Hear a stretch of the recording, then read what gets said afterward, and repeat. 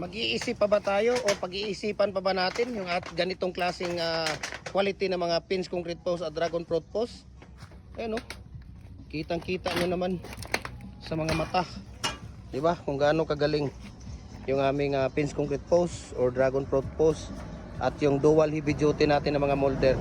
So pag molder, we can ship nationwide, Luzon, Visayas, Mindanao, kahit saang sulok mo kayo ng mundo, kaya abutin ng ating cargo. Ayan o, pag pins concrete post or dragon fruit post, dito lang yan sa Gem Hardware Cucolumber ang concrete products, kanituan brands.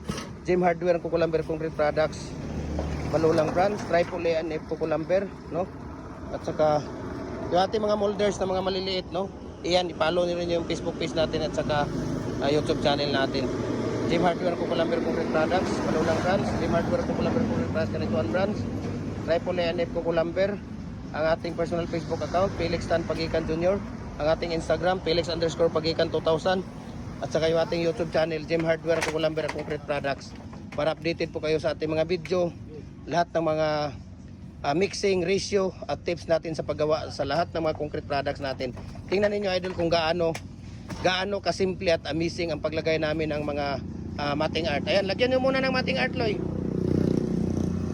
Ayan. Napakabilis lang po natin ilagay yung matting art sa ating molder, no? Ganito kagaling, ganito kaganda yung ating dragon fruit post o pins concrete post natin. Ayan, 'di ba? Mabilis lang siya. Semi-special po ito, no? Ito po yung pinapalabas natin dito sa isang bag na simento sa 7 feet ay 9 na piraso. 7 piraso, sorry po. 7 piraso po sa 7 feet, sa 6 feet 8 piraso, sa 8 feet ay 6 na piraso. Okay?